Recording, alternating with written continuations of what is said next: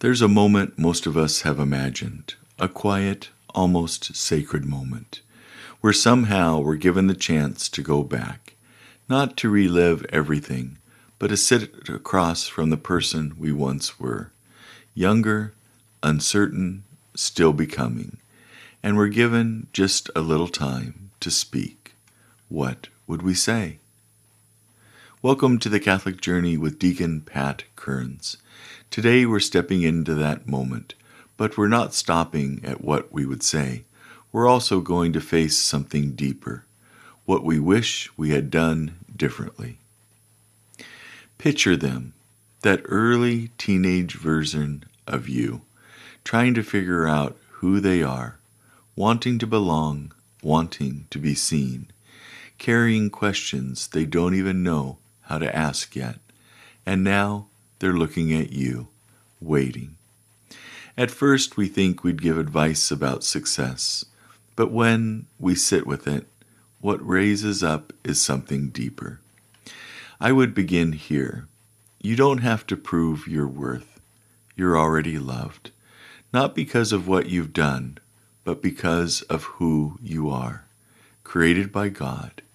And if you could truly believe that, it would change the way you live.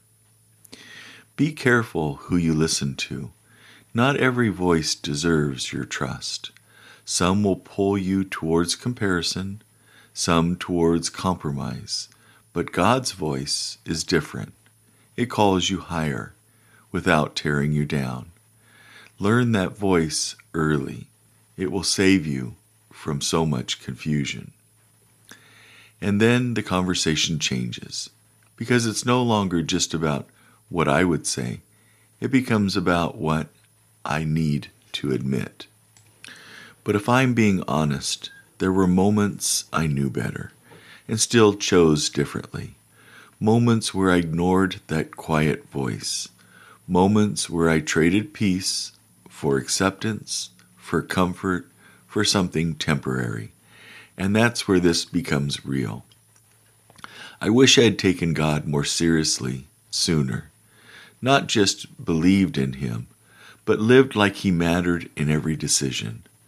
I wish I hadn't chased approval, tried to fit into places that were never meant for me. I wish I had walked away sooner from situations I knew weren't right, because staying cost more than leaving ever would have.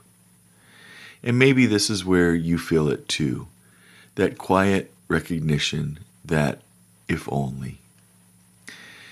There's a weight that comes with looking back honestly, not shame, but awareness, the realization that some things didn't have to happen the way they did. Words we wish we could take back, moments we wish we could redo, time we wish we had used differently, and yet, God doesn't waste any of it. Not the mistakes, not the detours, not even the regrets. He redeems them, transforms them, uses them to shape who we are becoming. The very places we fell become the places we can now reach others. If I could speak to my younger self again after all of that, I wouldn't just give advice. I would give him hope. I would say, you're going to make mistakes, but they don't define you. You're going to fall, but you're not meant to stay there. And no matter how far you drift, you can always come back. Because this isn't just about your younger self. In some ways, we're still that person, still learning, still choosing, still being formed. So the real question is, what will you do differently now?